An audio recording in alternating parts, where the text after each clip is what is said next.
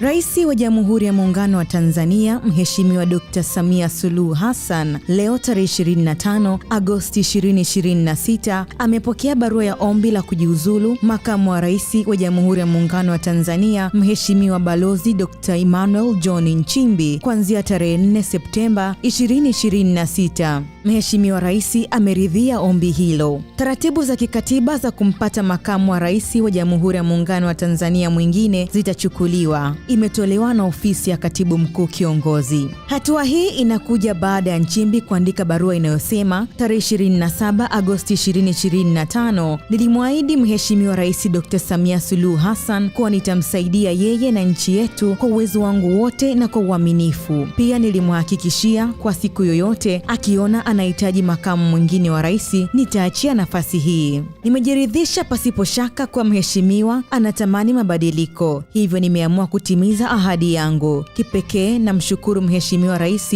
na Chama cha Mapinduzi CCM kwa imani yao kwangu. Natumia nafasi hii pia kuwashukuru Watanzania wote kwa ushirikiano mkubwa mlionipa wakati wote niliokuwa katika utumishi wa umma, na wahakikishia kuwa nitaendelea kuwa raia mwema wa Tanzania. Na hii ni hotuba ya mwisho ya Nchimbi mbele ya Rais Samia. Makamu wa Rais wa Jamhuri ya Muungano wa Tanzania ili aweze kutoa salamu zake na baada ya hapo aweze kukukaribisha wewe Mheshimiwa Rais wa Jamhuri ya Muungano wa Tanzania.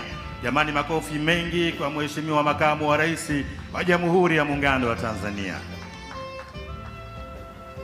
Mheshimiwa Daktari Samia Suluhu Hassan, Rais wa Jamhuri ya Muungano wa Tanzania. Mheshimiwa Mustafa Kamal Mabul, Waziri Mkuu wa Jamhuri ya Kiarabu ya Misri. Mheshimiwa Dr. Mwigulu Lameck Nchemba, Waziri Mkuu wa Jamhuri ya Muungano wa Tanzania.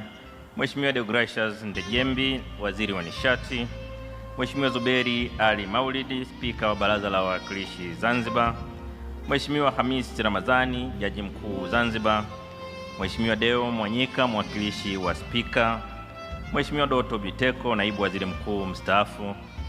Mheshimiwa Dr. Desina, Rais mstaafu wa Benki ya Maendeleo ya Afrika. Mheshimiwa Dr. Sharozi Migiro, Katibu Mkuu wa CCM na viongozi wote wa CCM walioko hapa. Waheshimiwa mawaziri, naibu mawaziri, viongozi wote mlioko hapa na wengine wote waliotajwa katika itifaki zilizotangulia na ndugu wananchi. Nimepewa dakika 10 za kutoa salamu za Makamu wa Rais na nitajitahidi kuzitumia vizuri. Mheshimiwa Rais, katika kutumia vizuri muda niliopewa, kwa heshima kubwa na kukaribisha kufanya kazi hii.